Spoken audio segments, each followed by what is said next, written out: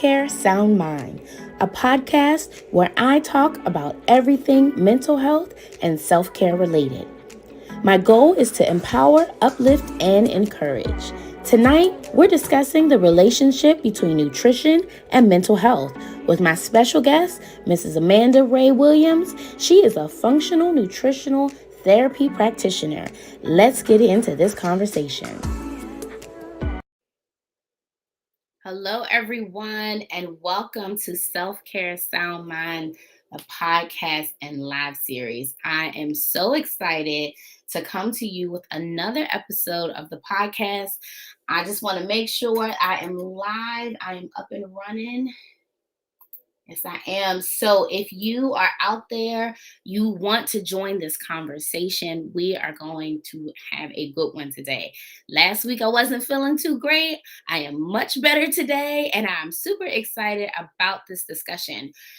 This is Self-Care Sound Mind, the podcast and live series where my goal is to uplift, encourage, and empower.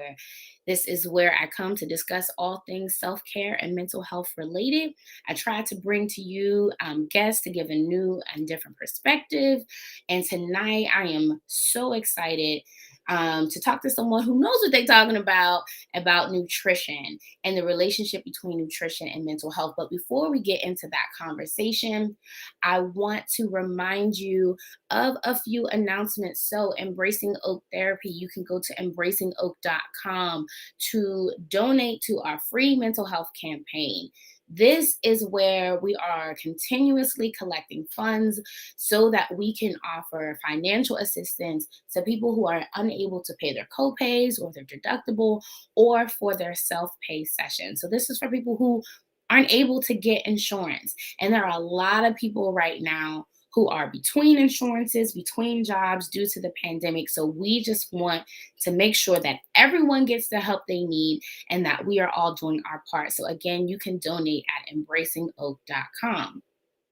Also, if you follow me on social media at Kiera Moore Therapeutic Services, you know that I am currently giving away 4 free memberships for 6 months to my Self-Care Sound Mind Circle. Now, this is a paid membership, and I am going to give 4 deserving women a free 6-month membership to exclusive content, to events, and all of the such. So I think I'm going to end it this weekend. So go to Kiera Moore Therapeutic Services and like the post, like Kiera Moore Therapeutic Services, the post, share it, and tag a woman who you believe is deserving of a free membership. That is going to end very soon. So tag everyone you can so that they can have an opportunity to win this membership. Okay, let me make sure there is nothing else. Oh, next week, I normally don't share too much information about the next podcast, but I am doing an Ask Kiera episode. So DM all your questions, comments, thoughts, concerns that you would like me to ask or answer, mental health or self-care related. So you can DM that to my Instagram or Facebook page. I believe those are all of my announcements. For those of you just joining, welcome again to Self-Care Sound Mind, the podcast. This is episode 4, and we are talking all things nutrition and mental health. Let's welcome my special guest, Amanda Rae Williams. Welcome. Hello, Kiera. I am so excited to have you on the show. I'm so excited. I love this conversation, this topic rather. It comes up a lot for me in session with people. I have some clients who have had weight loss surgery. I have clients who have really poor diets and don't always see the connection between what they eat and what they feel. Right. And I really just want to shed some more light because sometimes I do feel rather guilty sharing some of this information on good. Well, I am not always practicing what I preach, but I at least know that that connection is there. So tell us a little bit about yourself and what the what is it? FNTP. What does that mean? Right. So, first and foremost, I am a registered nurse. I've been a nurse 10 years almost.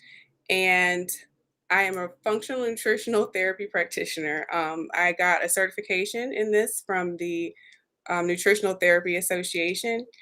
And it all was very kind of self-serving to start out with. I was battling with my own issues, my own Okay. depression, my own anxiety. And honestly, we are not taught a lot about nutrition in nursing school. Doctors aren't taught a lot about nutrition. They practice medicine, we practice nursing. And I sought out to kind of take a different path because being a nurse, I know how the side effects that come along with taking a lot of different medications. And I really want to try a more holistic approach first. And I just fell in love with it. And I started seeing momentous changes in my physical health, but I was most surprised by the changes in my mental health. Hmm. And I was like, this is something so simple yet so powerful that I just need to share with people in my realm, in my circle. And my circle kind of started growing by word of mouth. I was, helped a friend here, helped a friend there. And they were like, you should start coaching this. And that's kind of how Amanda Rae Wellness was born. And I eat, breathe all things health, wellness, and nutrition. Does not mean I'm perfect at it. Nobody is perfect at it. And if they profess Right. to be, That but makes me feel better. right, we're always trying to reach that horizon, that imaginary line in the distance. And the journey is what you need to enjoy, not the stress of trying to make it to the destination. Success is not linear, it's up and down. Absolutely. And that's important to remember because when it Right. comes to managing our weight, I mean, as a woman, like that is just and thank you for sharing that. Because we go through so many different things, right? That Right. cause our weight and our eating habits to fluctuate, even just hormonally. Like some days you're like, oh, I'm gonna be super healthy, and then you have this hormone shift and you're like a ravenous beast. Like, what in the world is happening? Exactly, and that is the main reason I work primarily with women, because we are so intricate and we are so bio individual, meaning that what I need right now is not what you need right now Mm, necessarily. Like, I just came off having a baby, so I'm eating all the calories, trying to produce the breast milk. You may be going, starting to run a marathon. Your body needs different things than mine yeah. does. And we have this image of what health looks like, and health comes in every size. It doesn't necessarily mean that just because you put on extra weight when you started eating a more healthy diet, your body may be telling you this is the weight you needed to put on to help with your fertility. Mm. So everybody's different. I Everybody love is that. unique. I want to just take Everybody's a bio pause individual. to appreciate what you just said. First of all, congratulations. Thank And secondly, everyone has a different picture of what healthy is, right, right? And we have this European standard of what health is supposed to look like, but that right, doesn't mean for our individual body, our genetic makeup, that that's exactly what it's supposed to be. right. And I think that's where the unhealthy mindset towards, you know, weight loss and things of that nature, I feel like we cross that threshold of unhealthy behavior when we're trying to Yeah. achieve a standard that's not meant for our body.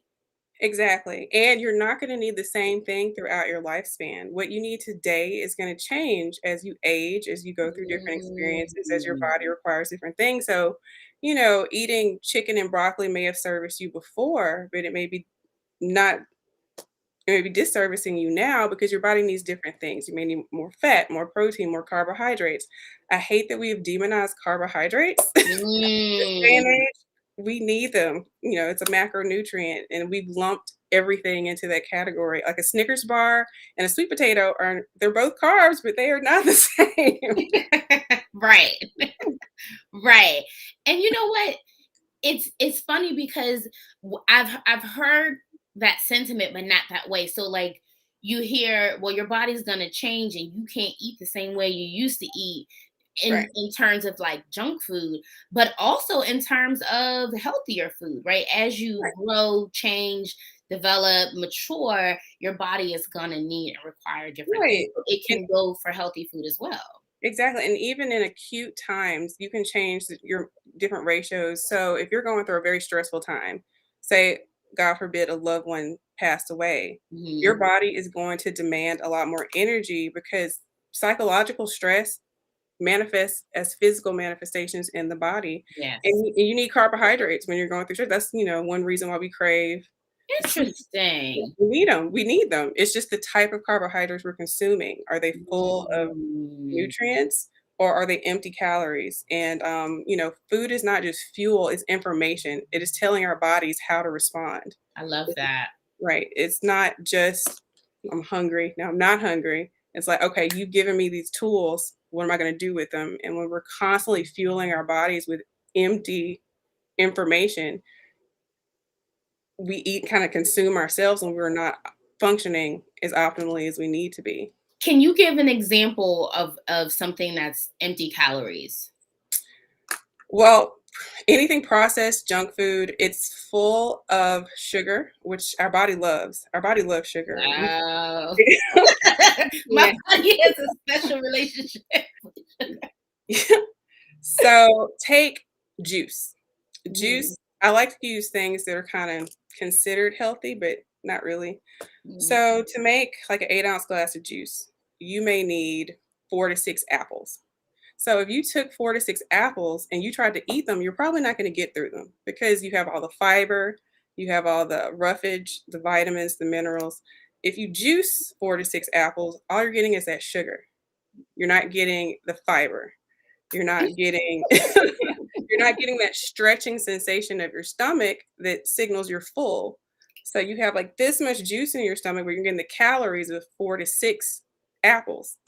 So are you telling me that juicing is not a good option? Or So yeah, that's been my go-to for like the past couple months. So juicing in itself is Okay. not bad.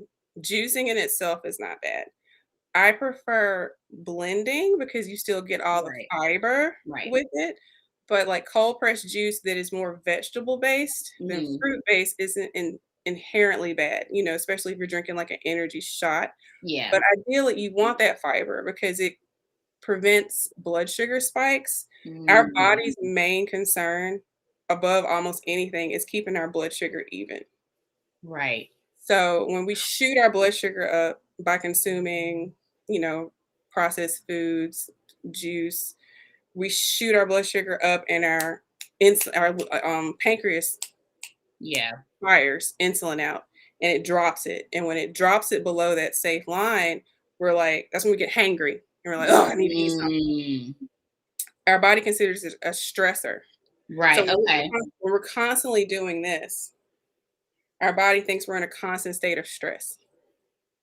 And we tend to retain weight. Mm, We tend to retain fat around our liver.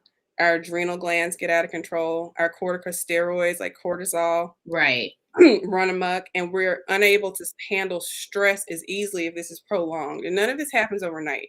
Right. Like Right. a lot of this can start from childhood, because we're inundated with messages from food companies like, "Hey, your kids need this. Your kids need," Right. and parents are busy. It's so much easier to Or go. your kid just doesn't eat like mine.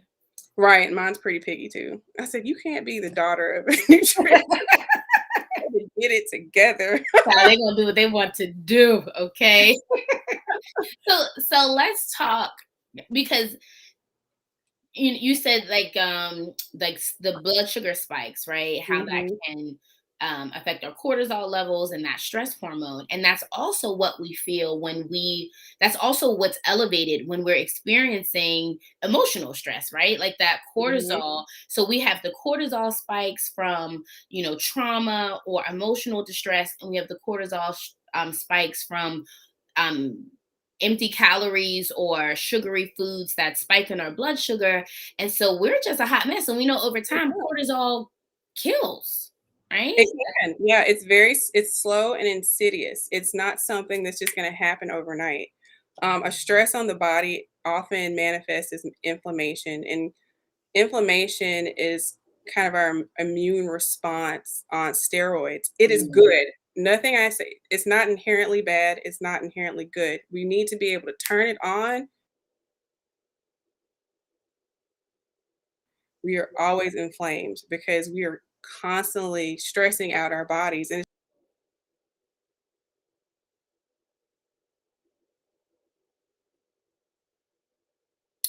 um, um, I lost you for a second.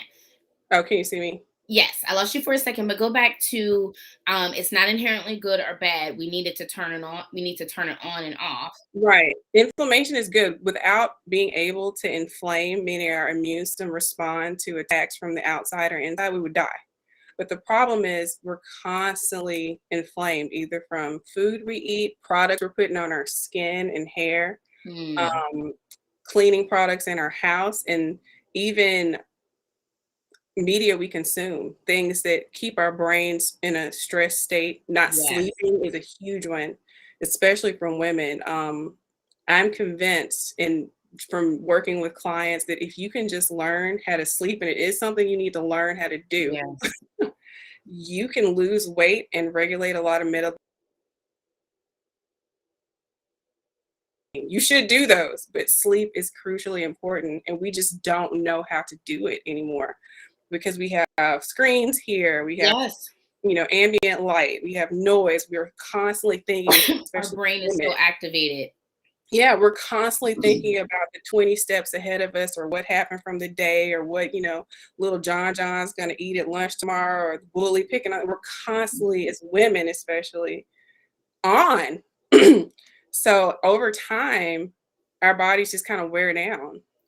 Blood pressure starts to go up, vessels start to weaken, hormones get dysregulated, Hmm. autoimmunity sets in, thyroids get attacked. It's all connected. Nothing Oh is. Lord Jesus. And all of this from different avenues of stressing our body and increasing that stress hormone, of It course. is. Yeah, it's a And so, web. so Nothing is I'm isolated. sorry. Go ahead.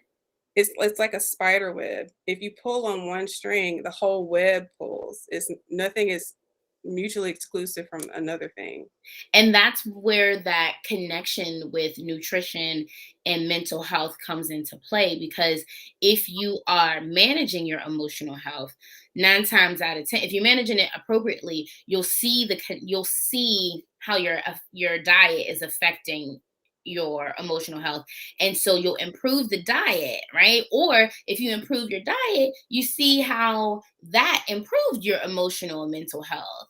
Yeah. um you know, we talk a lot about um I talk a lot about coping strategies, right? And so I'm always advising physical movement, sunlight, water, right? But I never get into like, what are you eating, right? I'll ask them what kind of music they're listening to. Don't listen to depressing music if you're depressed. But I will ask the like what they're out. Sometimes I'll ask about their diet, because I always say, if you're feeling crappy and you eat crappy, you're just gonna feel even more crap, and that's a whole lot of crap. Okay, and so Right. we got to eliminate some of the crap, right, by managing our diet. But that inflammation, right? That I read that in another book called The Brain Fog Fix, and it talked Mhm. about that inflammation in the brain, because there was a period of time during the pandemic where I was just like, yo, I am in a fog. Like, I was Mm. having a hard time functioning. I was having a hard time thinking straight. And I think that it was a mixture of the anxiety, poor diet, not moving. And when I started walking, I noticed that it started to help. And I started to eat better. And then I noticed that I was feeling better than I did before the pandemic started. Right. And you're absolutely right. It's a combination of all of those. And where I see a lot of people, and including myself, I'm one of those people. I'm like, all right, I'm gonna make this change. I'm going all in. I'm jumping in the deep end. We're getting rid of all the junk food. We're doing Don't call me out like that. we're doing it all. And you set yourself up for failure because you try to bite off more than you can chew. You get overwhelmed, and you're like, you know what, I'm not doing this anymore. And you revert back to your comfort measures. So when I work with my clients, we do not come. I get I that. say, hey, you like crispy, keep your Krispy Kreme. Keep it. Because what we're gonna start with, we're adding, we're not taking away. I Mm. want you to add, how about we start with one meal? And you add a healthy fat, healthy protein, whatever you like to eat. And if you still feel like having, the Hershey bar, Excuse me. go ahead. And, we're going to do that for a week. And then we're going to add another meal, and I need you to add all this first. And by addition, you don't have room for the junk after a while. Because Mm.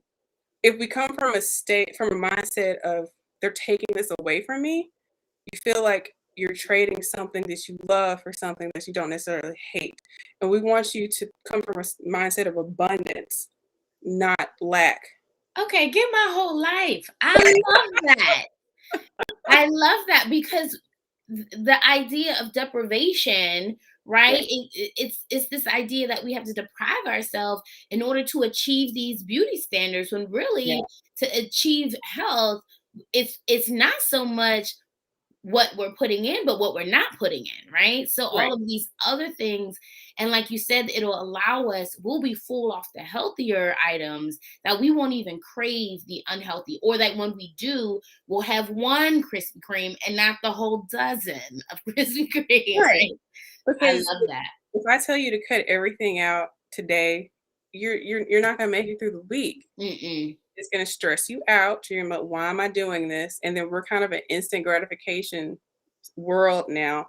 I'm not fitting in my skinny jeans by day 3. This ain't working.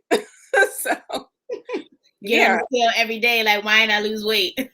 right. And a lot of times with some clients, we don't even talk about changing diet for the first week or two. I need you to just bring it to your conscious mind or what's triggering you to eat. Just Mm. journal. If you're stressed out and you want to reach for a bottle of Coke or whatever, write down what's going on, because a lot of things we're moving in autopilot. We don't realize what's triggering us to eat. Is it your job? Is it Absolutely. is it a family member? Like every time, they text you or call you, you like, I gotta go hit the sauce or something like that. Hmm. And if you just bring it to your forefront, in the forefront of your mind, you can be like, okay, I know that I'm about to go see this person or go into this situation. I need to have a bag of almonds with me so I don't, pick it at the vending machine or something like Yes. that. Yeah. I that is so true. And that brings me to my next point. Like, I know before we came on the air and I was saying that I actually lost weight during the pandemic because I was able to focus on what I was eating. I was home, so I had more control. I was still stressed. Child, I Yeah. was stressed because as therapists aren't always considered the essential Yeah. workers. We never stopped working. Right. So um it was stressful, but I had more of a sense of control. And then when I went back full time, I work in a middle school. So I do therapy in the middle school, 7 to 2:40, and then I work my businesses in the evening. And so, child, Yeah. it was going back into the building, trying to, reintegrate children back into school, and then helping staff members and having my own stress and worrying about COVID and all of that. And honey, that's when the chocolate just came back. Like, You do. it was like, okay, the caffeine increased again, the and I tried to bring my, my healthy stuff, and I was like, this ain't working. I need some chips. I need some Right. M&Ms. You're in And high stress. You needed something more high calorie. right. And it for me, I didn't realize, now I know it's, that stress craving the carbs. So I need to substitute with a healthy It, carb. yeah. But in my mind, it's like when I get this stress, I know that this is going to make me not feel better, but it's going to do something, right? I can Right. I It's can a focus on temporary something high. that I can enjoy.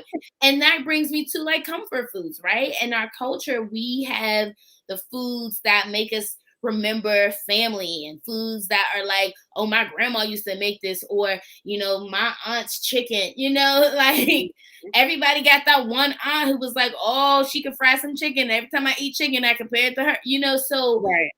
how do we change the relationship that we have with food so that we're not running to it for a sense of comfort? Like, maybe we can keep the memory, but we don't do it every time we're stressed, or every time we feel like there is an unpleasant moment in our life that we're running to these things.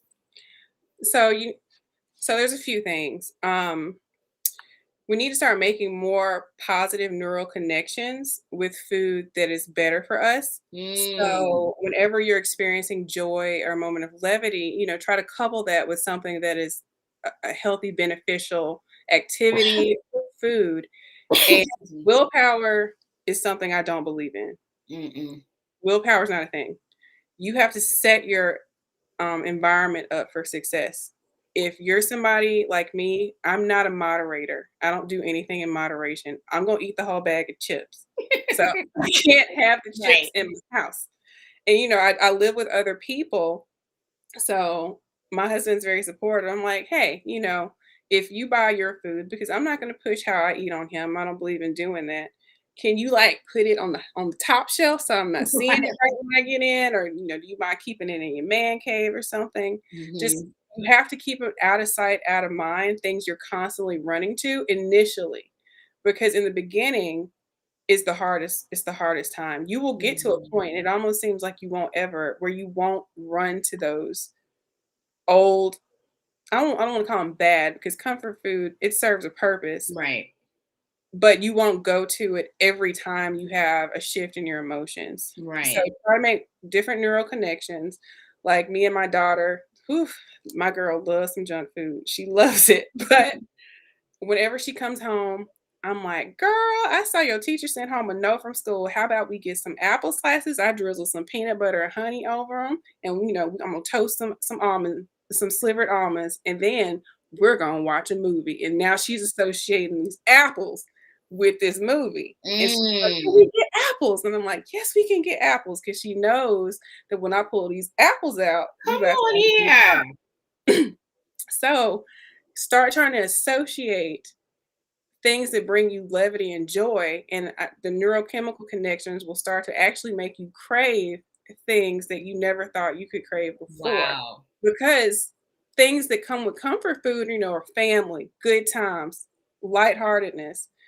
But the problem now in our day and age, as opposed to our grandparents and great grandparents, we can find the comfort food 24/7. We can have it Right. delivered to our house.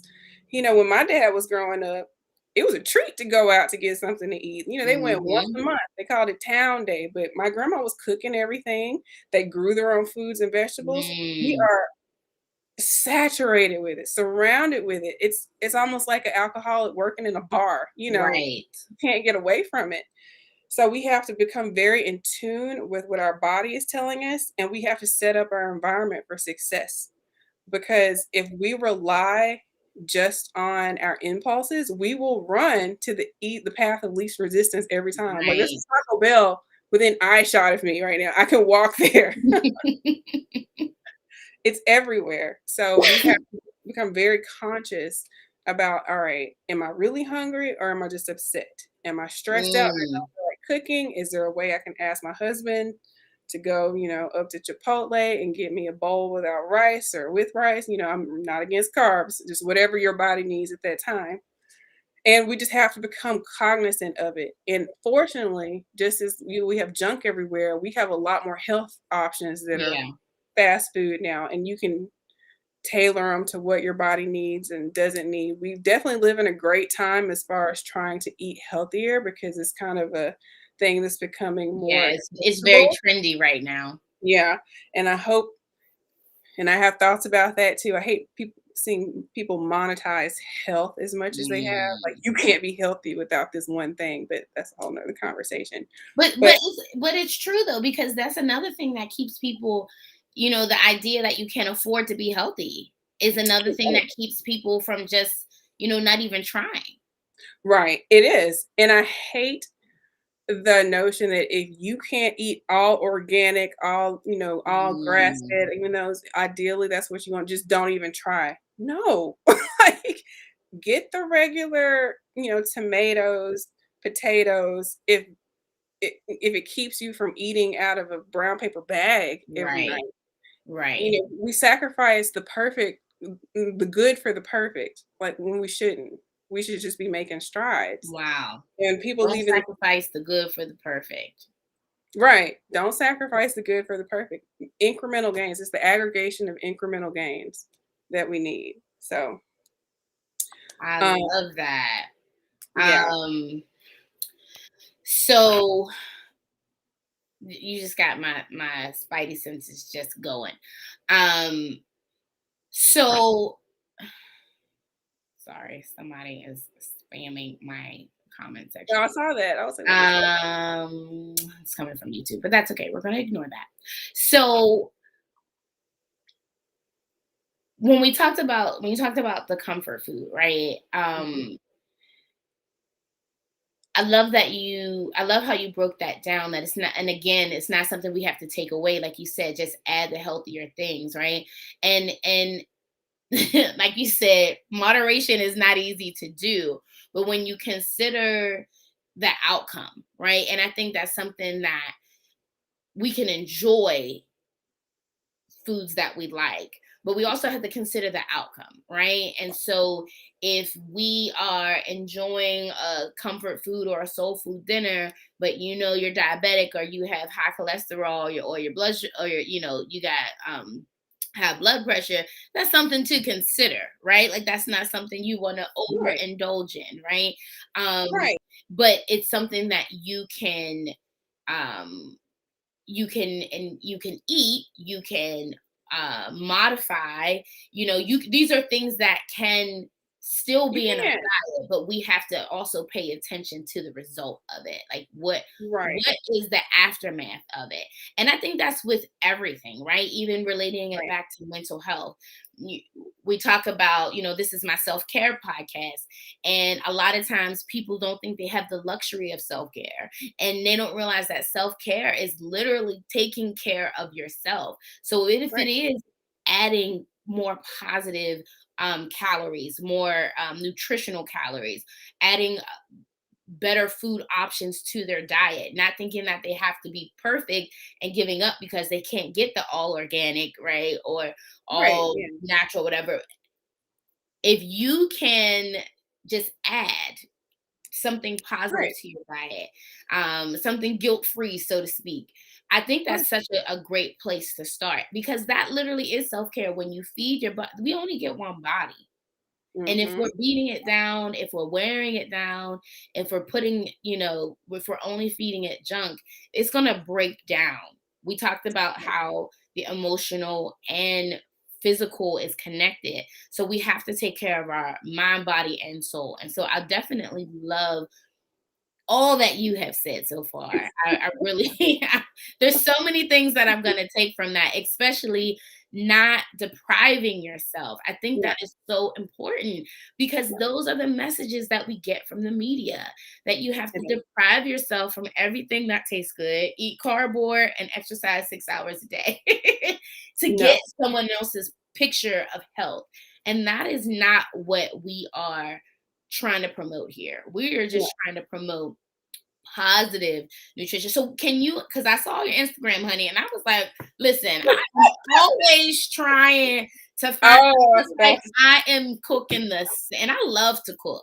Cooking is a coping skill for me.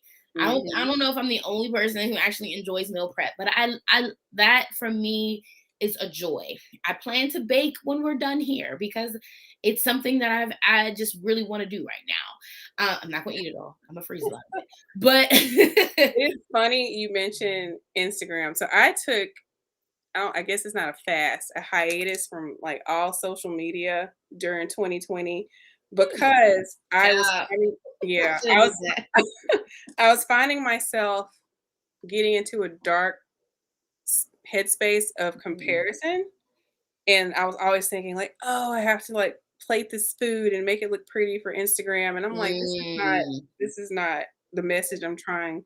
It's something I enjoy doing. I like, embracing my basic and taking pictures of my food and making it look nice, but it's not the message I really want to send to clients, because, think you're at this Pinterest looking plate in order mm. to be getting any kind of nutrients.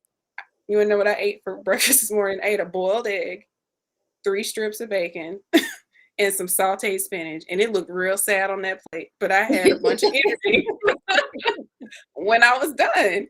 I was like, "It doesn't have to be anything elaborate are fancy, and the world is telling us this because we have Mm, all these influencers like, this is what my life looks like, and this is what your life should look like if you want to look like my life. And so I took a break from that. And another thing that some people out there like to cook, but everybody doesn't like to cook, and they right. find it like my best friend, she loathes cooking, loathes it. And there are so many. My favorite resource is this meal prep. It's not even meal prep. They're frozen meals that are already cooked that you can just throw in the microwave, and they're healthy fats, low in carb, and they are delicious. You just have to add a little salt and pepper because they have to cater to a lot of people who can't have a lot of sodium. But Hmm. I recommend this a lot to my people who suffer from depression, because when you are depressed, you don't feel like doing anything. You barely Right. have the energy to Barely put your functioning. socks on. Yeah, so I'm not. I can't tell you to start, going grocery shopping, which sends me into a frenzy anyway. And then lugging all this stuff home, trying to figure out what to mix and chop to make this meal just to get you to feeling Hmm. better. You don't have the energy to do that. So Right. here, let somebody do it for you. And that way you can try different things. Like, oh, I never thought about trying this with this. Oh, this is pretty easy to make. It's just some ground beef and some sweet potatoes with some, sauteed broccoli. You're like, oh, I never thought of doing that. That's pretty easy. And it's done for you. Yes. So that's something I I like use with, that. yeah, sometimes we have to throw a little bit of money at it for the convenience. But if it gets you Mhm. over that initial hump, gets you past the surf, then you're well on your way to doing it yourself. And we should never demonize people for not being able to do something when they first Right. started. Nobody is a professional at anything when they first start. If you never cooked before, then I'm not expecting you to go in there and Right. make goofy bourguignon. Use the resources that you have around you Right. to assist you. Right. Right. I love that. And it's funny because I was gonna say, man, your Instagram look, I was like, oh, this how she rolling. Oh my, let me stop my game up.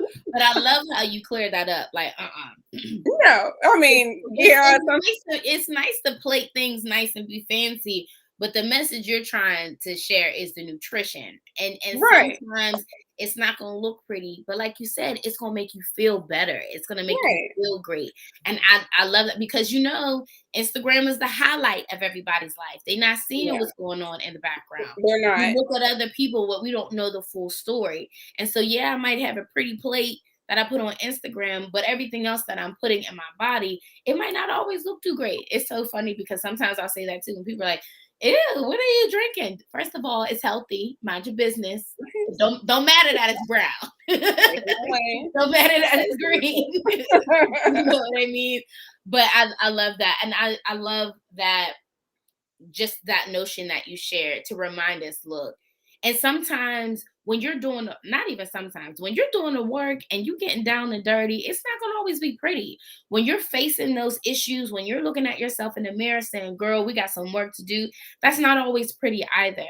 And so we can't just focus on the pretty part. And I love how you pointed out the fact that nutrition is being monetized right now, and don't fall into the scams on Instagram, right?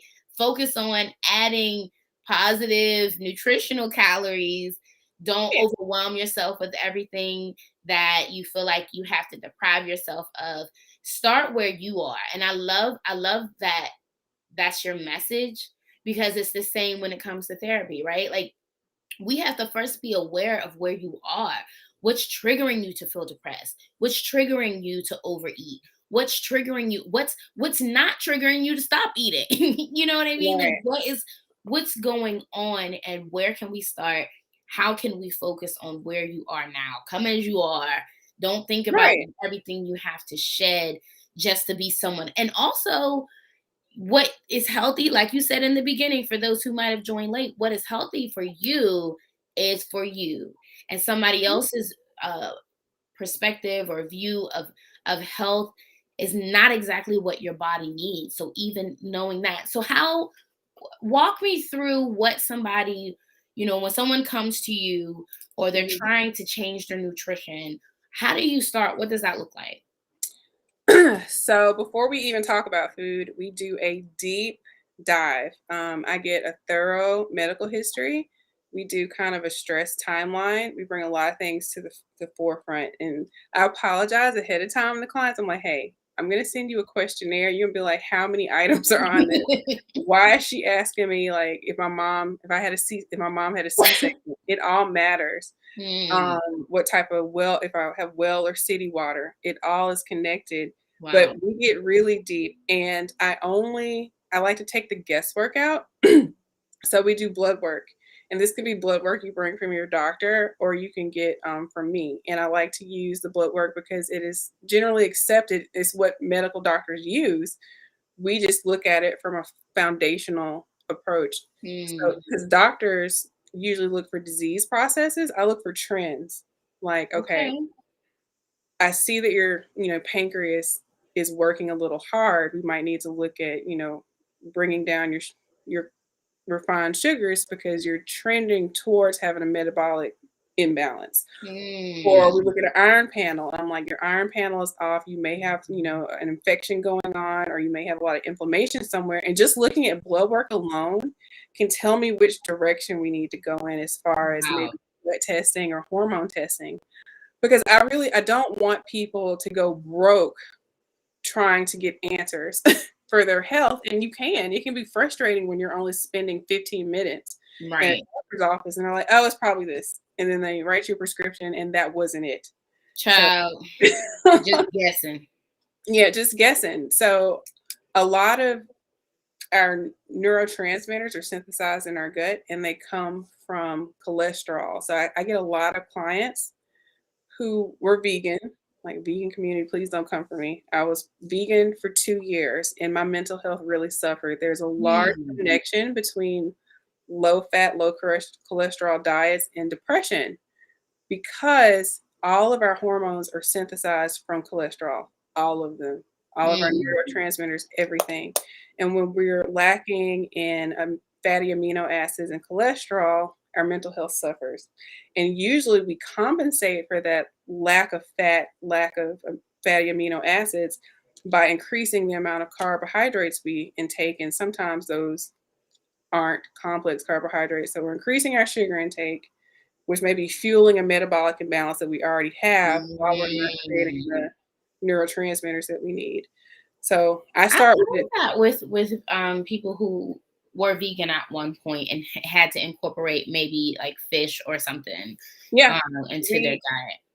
right. Animal flesh is the most bioavailable form of amino acids. Our body absorbs that form of amino acids and protein better than plant-based. Okay. Plants, I love plants. Like most of my plate is plants, but we need that protein in order to keep our metabolic functions going and synthesize the hormones we need.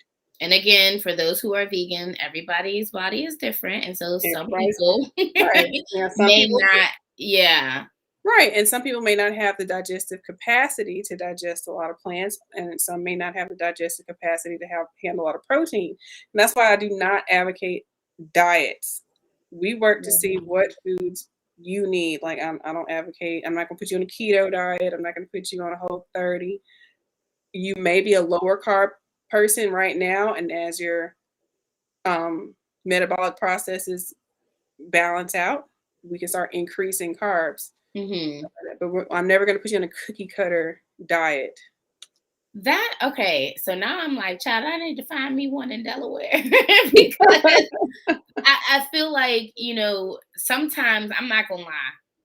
After having my son, okay, my son is 3 years old, and child, I'm still trying to lose baby weight. After having my son, I struggled. Right. Okay, Yeah. I I gained 41 pounds, and I lost weight initially. And everyone's like, "Oh, when you breastfeed, you lose the weight, honey." That was a lie from the pit of hell. I did not lose weight. I didn't. I gained so much weight. I gained back like almost all the weight I lost because I was always hungry. My hormones, I did not feel regulated. I did not feel like a normal person until my son was almost 10 months. And like I was always hot, I was always hungry. It just, I did not have that. And being a, positive person, always helping people with self-esteem, I will be honest, honey, I struggled. Right. Okay. I was not happy with myself. And I did have to get to the point where I just did my own self-work and was like, listen, having my son was a miracle in and of itself after being told I would never have a child. Right. And so Mhm. I was like, this is what I prayed for. And this is the aftermath of that. Right. Plus some poor habits.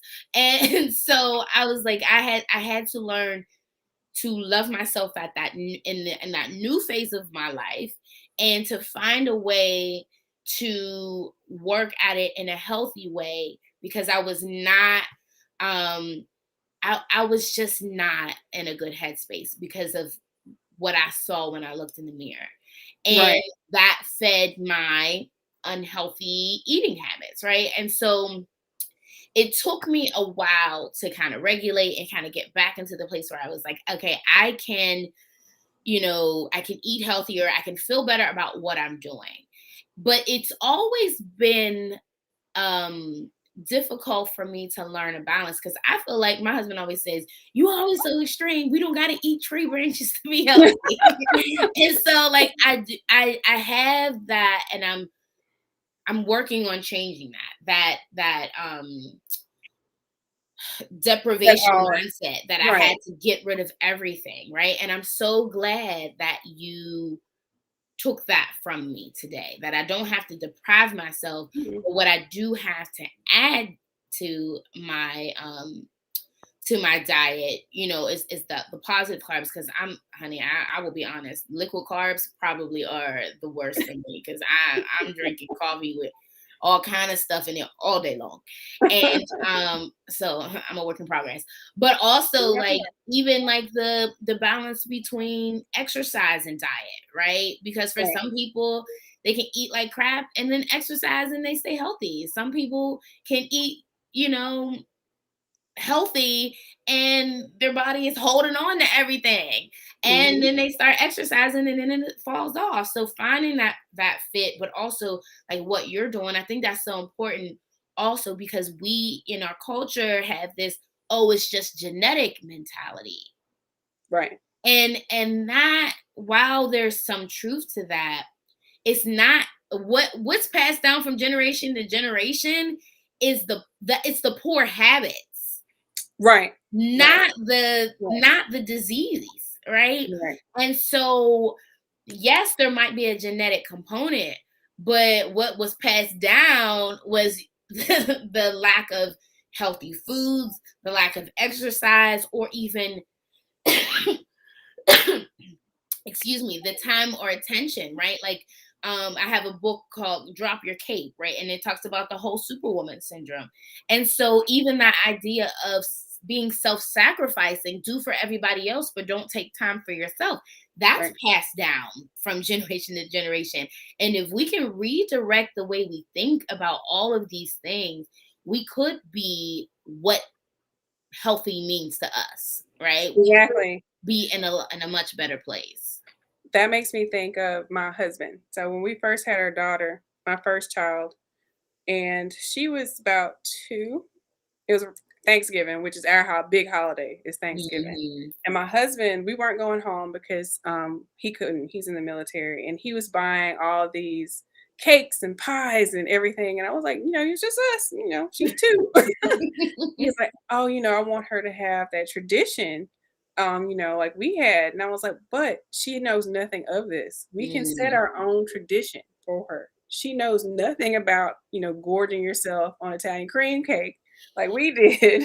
So Mm. we don't have to. She knows that we can start fresh, and we can give her these things as highlights, but we don't have to make this a necessity for her to have an Yes. enjoyable holiday. I am all about enjoying those family customs. You just have to pick and choose when you want to, kind of deviate off your path. So, a Mhm. coworker having a birthday, maybe not at work. Don't eat the sheet cake, but grandma turning 100. Yeah, share some cake with grandma. And we just have to be conscious of it all the time. And what I've gotten in the practice of doing, and I read this in a book. This is not me, and I think it was Atomic Habits. I believe it was that book. But if there's something I'm about to eat that may not be helping me reach my goal, I'd be like, okay, if I eat this, I'm gonna be happy for a little bit, then I'm gonna feel sleepy, then I'm not gonna go to the gym, and then is it worth it? Is this in line with the goal I'm trying to reach today? If I feel like it's worth it, I'll eat the cookie. If not, I'm like, no, this cookie ain't that bomb, it ain't worth it. Right. And it helps me make a more conscious decision. But if you make the decision, just live with it. Don't beat yourself up afterwards. Right. Like, let it go. Right. You keep what you're like, hey, is the life I'm trying to lead, the goal I'm trying to reach, is this helping me get there? If not, am I okay with that at this moment in time? I just had that conversation today. I was talking to my sister. I was talking to her in terms of our spending habits, but I think a lot of some of our behaviors. I was explaining to her my revelation, where, like, we get a lot of things that we do from our parents, but what they did was based on their experience. But Hmm. they passed that down to us, and now we've meshed it with our own experience. And I'm like, we have to change the relationship that we have with these things, because what it was for them is totally different for us. And Right. what it really boils down to is, where am I trying to go, and how is this decision affecting me? Right. Excuse me. If I'm trying to save money for excuse me, a specific reason, but my impulsive or anxious shopping is causing me to spend money, it's taking me away from my goal. As Right. opposed to just saying, okay, really reflecting, okay, what are you feeling right now? Do you really need that? Or are you just feeling anxious and this is fulfilling some sort of need, right? Or desire Right. that you have? Or is this just impulsivity that if you redirect and manage and use your coping strategies, you'll be like, I don't need that, and Right. go towards your goal, right? Right. And so it's similar with, and I feel like in consumption in general, whether we're Yeah. consuming material things, whether we're consuming food, whether we're trying to fill a void with, we fill with relationships and people, it's all about, what are you going to feel after that? Are you going to Right. feel guilty? Are you Yeah. going to be like self-loathing and have a pity party because you gave in to something that is taking you from your goal? And when you look at it in that perspective, and like all that can trickle down from it, it's like, oh yeah, it really ain't worth Right. that. Right. And it kind of, not to ruin your birthday cake or whatever, but it kind of brings those negative emotions to the surface and it doesn't look as appealing anymore. You're like, you know Exactly. what? I'm gonna get sleepy. I'm gonna have a headache. I'm gonna have brain fog. I'm gonna be irritable the rest of the day. I'm gonna be mad at myself. I'm gonna beat myself up. My pants gonna feel a little tighter. You know what? I don't want this anymore. And Right. yeah, Right. Right. it feels weird because people have caught me doing it at work because we have a candy bowl at the hospital I work at, and I think that's how they keep us from rioting is with that candy bowl. And I'll go and I look at that candy bowl. I said, "Not today, devil. I'm trying to get through this shift." I said, "I have 8 more patients to get upstairs, and no." I said, I know "No." that's right. I know that's right. And I think that when we, in terms of self-care, right? When we realize that a health what is healthy for us, eating healthy, physical movement and all of that, that is self-care, right? And so when you are caring for yourself enough to say, you know what? I want to have longevity in life. I want to have a healthy life. I want to reduce the brain fog, the inflammation. I had my doctor call me a couple months ago and was like, "Oh, your cholesterol is a bit high," and I was like, "The devil's a lie. What? No." Mm-mm. And she's like, "And I'm gonna need you to cut back on red meat." And I'm like, "What are you? What?" And then I had to get tested for high blood sugar, and that came back normal, thank God. But she was like, "But I'm gonna need you to cut back for this cholesterol," and I'm like, "Okay, I am way too young to be worrying about this, right?" But at the same time, if I don't want that to be a problem, I have to say to myself, "You gotta love yourself enough to put a boundary on the comfort and the indulging, and look at what you want out of life. Because honey, a burger is not worth years off my life. It's not. It's not. It's just Right. it's just not. And so, finding ways um to add to my diet, finding ways to look at it as a form of self-care and mental health as well. Right. So all of that is, child, you just got my whole life together. I'm gonna go ahead. I'm gonna make my little dessert, but I'm gonna do Right. it in a way where I am not going to go overboard. I'm not overindulging. I'm just gonna do it for the fact that I just enjoy the process. Right. And then And my I'm good not boys. against dessert. Yeah, I'm not. And we have to learn to live outside the box. We are a data point of one. Don't worry about what's working for everybody else. If you're eating like, Becky, your coworker, who's looking great, energetic, but you feel like crap, even though you stuck Mhm. with it for a while, that is not working for you. So you need to pay attention only to you. Like I personally, sometimes you go through phases where you're craving chocolate, which can be a sign that you need more magnesium. But if I want chocolate, I'm going to eat chocolate, and I will eat my dessert with breakfast sometimes because Child. I'm I making a know. strategic decision. I'm like, I'm starting my high calorie food at the beginning of the day because I know I'm going to work it off throughout the day instead of Mm, indulging in my, dessert at night right before I go to bed where it's going to mess with my blood sugars. So I mm. may have bacon, eggs, and then I may go get a little of a brownie. And I'm okay with it. I don't do it all the time, but we're not going to tell ourselves we're never ever going to have something again. We're gonna Right. we're gonna flip the pyramid on its head.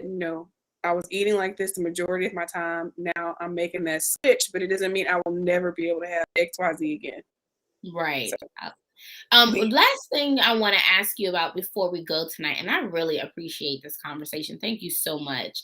absolutely. What do you consider, or what do you think about counting calories? Like that, does that go into that whole like deprivation kind of thing?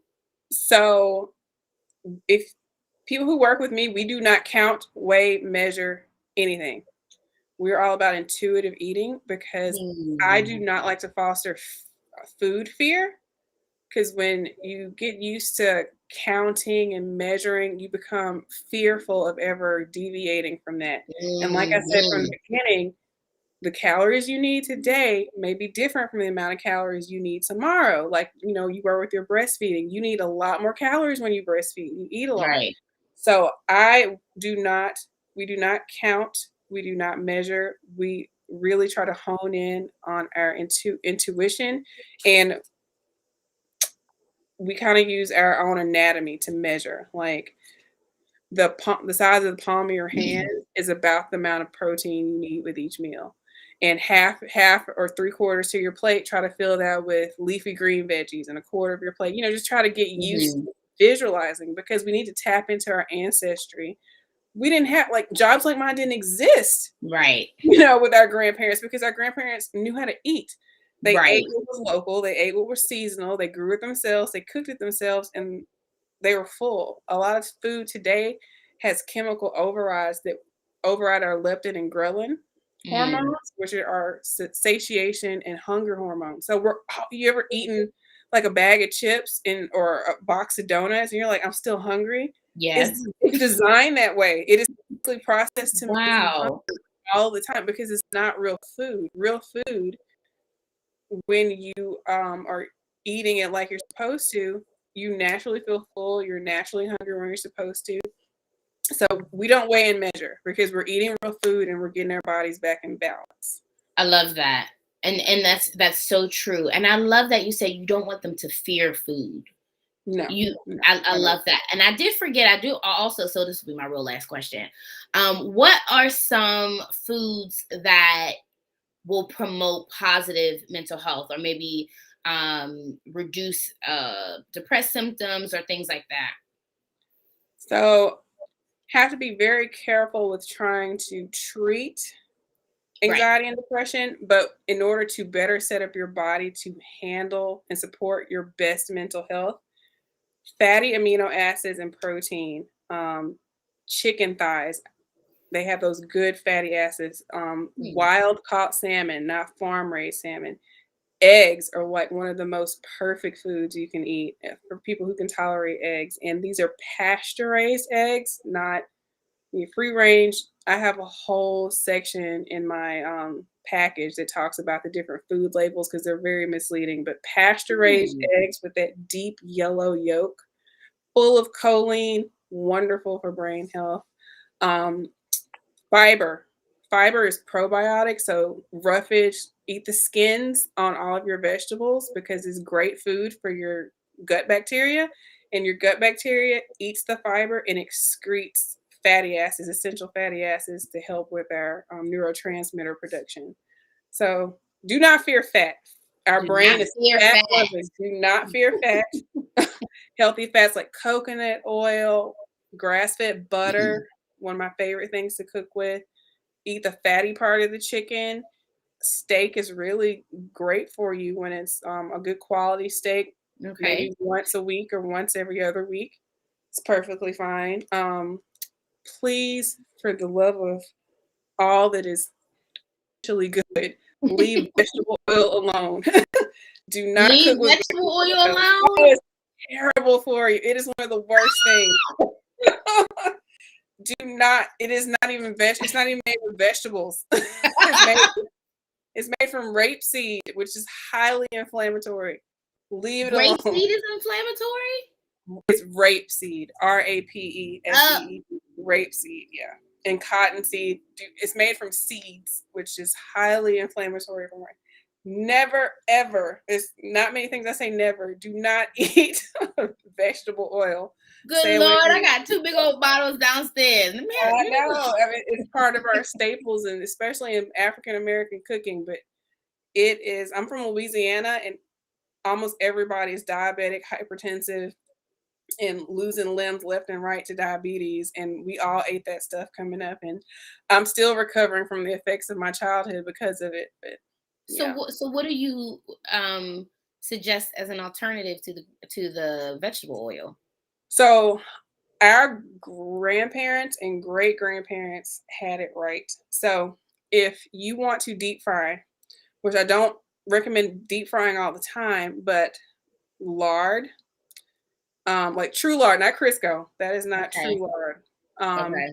Butter, coconut oil, saturated fats, fats that are solid at room temperature, and not margarine. Do not think country crock. No, that's terrible. That's the Real country fat. crock. Okay. Right. If you can, you can go to a local butcher and ask them for their lard from when they process a pig. If you eat pork or duck fat, duck fat is fabulous for cooking like home fries in. It is the best tasting food. I'm all about food that you enjoy eating. If you don't enjoy eating Hmm. it, what's the point? But Right. it's saturated fat, so they're very stable bonds, so they don't give off free radicals that are highly inflammatory. If it's liquid at room Hmm. temperature, you really shouldn't be cooking with it at high temperatures. So, like olive oil is a great fat to cook with at very moderate temperatures, not for like Right. sauteing, just very light cooking in olive oils. But um, yeah, those are great for high temperature cooking. And I have a whole fat guide on my website, and I'm getting ready to post. I've been working on this kitchen sink. It's called the Kitchen Sink SYNC, and it's talks about all this stuff. It's like a reference for people to look at, things to avoid, things to cook with, why you should not be using plastics to store your food in, and the different Good types Lord of Jesus. they contain a lot of pseudoestrogens, which can mess with your thyroid and mess with your Oh ovary my production. gosh. Everything is connected, and it can be overwhelming. That's why it's a program. We go slow. Right. We give everything to you at once. We start with the simple foundations because I'm still a work in progress. I'm not perfect. I still have stuff that's plastic in here, and every now and then, I have a beer or whatever. That's life. We're not Right. perfect. but Well, I am better than I was before. I mean, child, you done got my life together, snatched my edges, you done did it. So tell everyone where they can find you, they can follow you, your website, all that good stuff. All right, so my website is Amanda Rae Wellness, and Rae is RAE, my middle name.com. You can Amanda also Rae find Wellness. me on Instagram. She eats that stuff. I'm not very active on there because I told you I was taking a mental health detox, but I'm about to start being very educational, informational, less food pictures on there. Hmm. And you can always email me at amanda@amandaraywellness.com. And I'm also starting a TikTok, which will be She Eats That Stuff. Okay, Yeah. okay. So Well, I added your website to the comment section. And everyone, I mean, this is just this is these are the types of conversations that we need to have, because I do believe that people want to be better.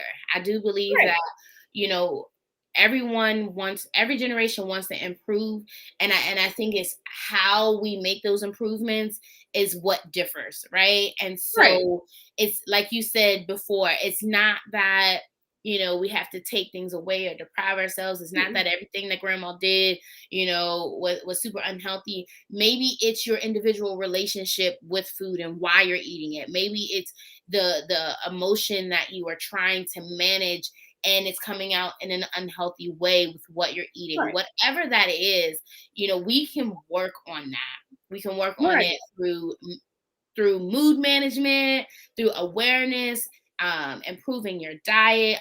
All of this was just wonderful. And right, I don't know, we might have right. to have you come back again for Girl, just I another can go on conversation. forever Well, about this is just, I mean, don't get me started about cholesterol. I would good like to Lord. see because We might have I to talk about that later. no, because don't get me started because what they recommend for normal cholesterol levels is a lot lower than it should be, and your cholesterol is Mm, probably fine. they try to get me. They try to get me. Yeah, I am not. Don't get me started. I work with a lot of heart patients, and Mm, they're not any better with these low cholesterol diets and statin pills. They're actually worse wow. off it. Wow. And and that's another thing too, eventually I want to get someone on so we can, because these are conversations that we don't have, right? Like, obviously I'm not going to tell you to distrust your doctor, but Oh no, no, no, no. like you said, there are some cases where they're not getting the full picture Right, because they are also stretched thin. And so they finding are. someone like you who's able to do, to look into your history, to check your blood work and to say, okay, this is what is right for your body. I think even knowing that that's available is a game changer. Right, And and so I think that is just, I mean, I really feel like this is what people need, because everybody's level of struggle is different, right? And maybe it is therapy. Maybe going to therapy and working through childhood trauma or adult trauma will help with your eating habits, because it's a maladaptive coping skill for you. Maybe right, it's because you're not eating things that are good for your blood type. Whatever it is, we will figure that out, right. because there's help available. Yeah, and I very much believe in the integrative approach. We are not isolated. We work together. Our services Mhm. complement each other along with your doctor. And I tell my clients everything we're doing, please, let your doctor know because I don't want to, circumvent them or feel like we're stepping on their toes because what they're doing is completely different than what I'm doing. They're managing disease. We're Right. managing foundations, which hopefully will alleviate the symptoms of your disease. So, And that is the big picture. That's the yeah. point right there. We're not just dealing with it. And sometimes you got to deal with the symptoms in order to quiet things down to get to the root of the problem, right? But that happens. But eventually we got to get to the root of the problem. If it keeps coming back up, we haven't gotten to the root, right? And Right. so I love that. I love that you take an integrative approach. This was just Absolutely wonderful. Thank you so much. No Thank you problem. This is so, my so, first so much. podcast. I'm excited. Well, I mean, you came in here and you really shared a lot. The comments are coming in on how informative this was. If you are just joining us, this was Mrs. Amanda Rae Williams, and she is a functional nutritional Therapy therapy practitioner. practitioner. Those are new acronyms for me. You can go to Amanda Rae Wellness. It's in the comment section. Check her out. Let her know that you enjoy the podcast. Check her out on Facebook and Instagram. This has been wonderful. I appreciate you on the show. I'm gonna put you in the waiting room, and I'm gonna let everybody know what is coming up next on the podcast. Thank you so much. No. Oh my gosh, that was wonderful. I thoroughly enjoyed tonight's conversation, and it has given me so much to consider and think about. And one of the things that is one of the biggest takeaways for me is not to deprive myself, but to add the positive, and adding that positive, the healthier and nutritional foods to my diet will decrease the room. It will decrease the space, the cravings, and all of that for the unhealthy. And that is also how you can look at your self-care, right? You have so much to do, but if you add a positive activity, if you add something to your life that is fulfilling to you, that is something that's fulfilling one of your 8 areas of wellness, that is a wonderful place to start. Maybe you can't drop all your responsibilities. Maybe you got to keep your cape on a little bit. You can add to your life, though. You can add to your self-care. You can add to your health. You can focus on adding, and then the things that need to be subtracted from your life, or the things you need to decrease, that will come naturally. That was wonderful. I hope you enjoyed the show. Please remember, if you are looking for a accountability partner, you can join my Self-Care Sound Mind Circle, which is a paid membership to exclusive content, events, and coaching. I'm currently giving away 4 free memberships. If you go on Instagram or Facebook, like, share, and comment either your name or the name of someone that you know could use some self-care. I am not raffling, but I'm giving away 4 free memberships for 6 months. So you can do that. Also, if you want to help our free therapy campaign, please go to embracingoak.com. Embracing Oak has a new therapist as well. We have staff on hand ready to work with you. We accept Highmark Blue Cross Blue Shield, Highmark Health Options, AmeriHealth Caritas, and Self-Pay.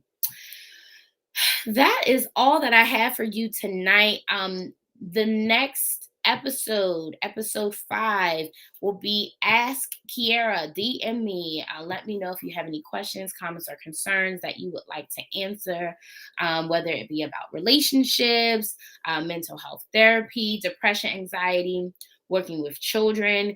Ask me and I will do my best to answer. Thank you so much for watching, and I will see you next time. Here's what's coming up next on Self-Care Sound Mind, the podcast and live series.